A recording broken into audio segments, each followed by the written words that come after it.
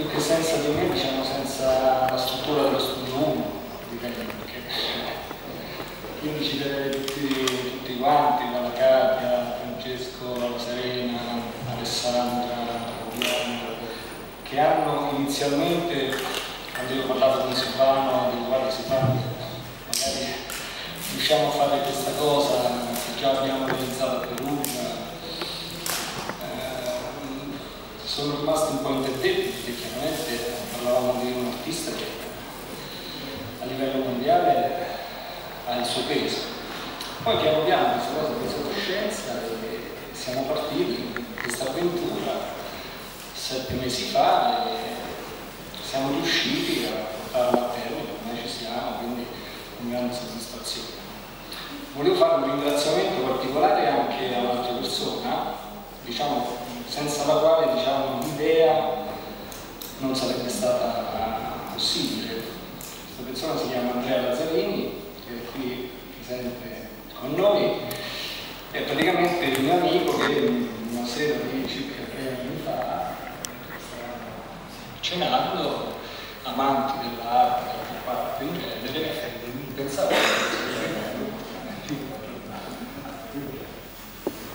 sai, quelle cose che nascono mentre mangi, no? In realtà poi un anno e mezzo dopo c'è stata una realtà talmente forte e presente che oggi possiamo dire che con Viterbo nasce questo tour, l'Andy Warhol Tour, che ci porterà nel 2011 in altre circa 26 e quindi girerà l'Italia.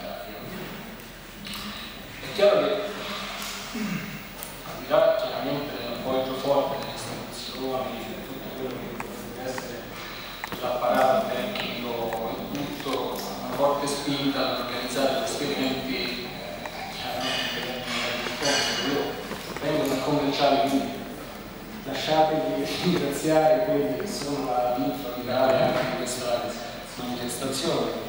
Quindi ringrazio tutti gli sponsor, ringrazio l'Adria Alba con il qui presente Alessandro, che magari dopo invito a spiegarci come realizzerà questa scelta di Grande del Mondo, perché nella mia chiamiamola il lavoro è stato un anno che ha fissato dei momenti della nostra chiamiamola civiltà come un'ossessione che viene ripetitiva, no? Non si vede tante volte le storie. Noi dovevamo sì portare un artista di rilievo mondiale, però dovevamo dare al pubblico un qualcosa che gli faceva parlare all'inizio. Quindi per esempio a Perugia abbiamo realizzato una torta da semetrica, della Meli, che ha fatto il giro del mondo. Ovviamente quando poi indicare la rivoluzione nostra l'abbiamo fatto. Quindi speriamo che con questa t-shirt poi possiamo fare uguale e comunque con questa pizza Warhol, siamo italiani, abbiamo dedicato questa cosa, con questo nostro campione di realizzazione delle pizze di Giuseppe Gravello, qui presente, quindi anche lì omaggeremo Warhol con quello che è la nostra tradizione italiana. Andy Warhol, come sappiamo, è stato anche un produttore discografico, quindi anche in questa logica la Publi, che è anche casa discografica, ha voluto produrre un album dedicato proprio alla pop art e ho chiamato il nostro Alessandro Goccia, che si è dedicato e ha scritto questa colonna sonora alla pop art che fa seguito a Anima Ragione, che è un album che uscirà in seno al tour dell'Andy Warhol, e poi spieghiamo anche lui come è nato il pezzo e la filosofia. Io voglio fare un cappello a questo che sarà questa mostra, e Andy Warhol in the City, il titolo proprio dell'evento, un'occasione d'arte o una mostra di eccellenze, arte, cultura, intrattenimento e possibilità di sviluppo economico, Da oggi per 55 giorni la città ospiterà nei suoi luoghi più rappresentativi il padre della pop art e lo omaggerà con una serie di eventi offerti dal meglio dell'imprenditoria locale e nazionale. Warhol è veramente in città. Molte opere sono fruibili gratuitamente nei migliori esercizi commerciali in un percorso culturale itinerante ma coerente, che ha la sua naturale conclusione nella sede istituzionale di una mostra che nel suo insieme rappresenta una delle raccolte antologiche più importanti mai realizzate. I numerosi eventi che caratterizzeranno la manifestazione faranno in modo che la città viva un vero connubio con l'artista, trasformando l'idea di una semplice mostra d'arte in un'occasione d'arte. Sì, anche perché qui parliamo di mostra. La mia visione della pop art è tutt'altra cosa, cioè chi si immagina di venire a vedere una mostra e si immagina un'esposizione di un quadro ogni 20 metri, una luce particolare, siamo fuori strada. Questa è pop art, è tutta un'altra cosa, vedete proiettati in luce, colori, musica, è tutta un'altra cosa. Quindi mi dispiace un po' per pensare dell'arte, ma qui stiamo parlando di pop art. Quindi una vera e propria opportunità per gli sponsor di veicolare la propria comunicazione facendosi lustro con uno dei nomi più conosciuti della nostra epoca, con un ritorno di immagine e una diffusione mediatica di livello internazionale. Volevo citare alcuni numeri perché da lunedì praticamente è partita la campagna pubblicitaria e vi dico solamente che il sito di riferimento publiwork.it in questo momento, l'ho chiamato mezz'ora prima dell'inizio della conferenza stampa, sono entrati già 220.000 utenti. Considerate che Perugia è stato toccato quasi da 4 milioni di utenti. Quindi questi sono i numeri di una manifestazione di questo genere.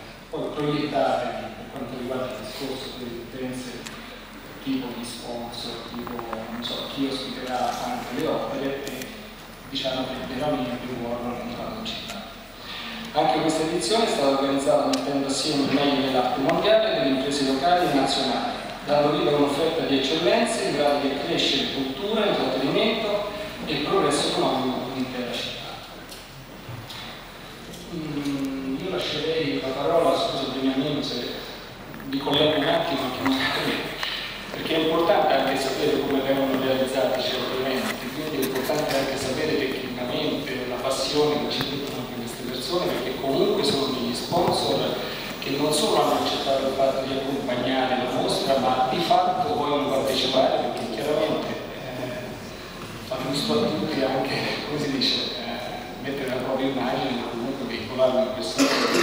Io passo la parola al nostro amico Alessandro, che magari ci spiega un attimino anche come ha potuto realizzare, come realizzerà questa scelta di 15 metri, 14, 15x6.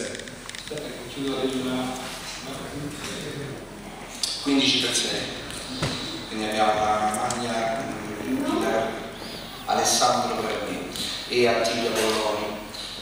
Siamo i proprietari della Giallo Management, che non c'entra niente con mostre, è un'agenzia di spettacolo e abbiamo fatto questa cosa, stiamo cercando di fare questa cosa, quindi abbiamo detto è una maglia lunga 15 metri, larga 6, realizzata è semplicissimo, tipografia a segno e tutto il resto lo pensano loro, 2 loghi mandati per me.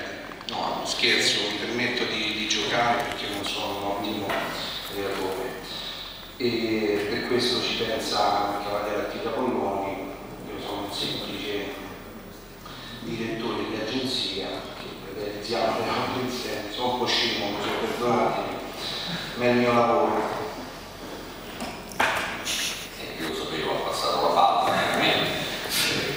e niente, comunque noi siamo stati contenti, abbiamo abbracciato subito questa situazione perché essendo anche noi musicisti, essendo persone di spettacolo, ci è piaciuto molto questo fatto di portare la cultura a pop art, che è una cosa un po' particolare, nella città di Viterbo, perché non solo la provincia, il comune, la regione hanno sempre dato una mano per quanto riguarda la divulgazione di tutto ciò che è cultura, spettacolo e così via. Ringrazio.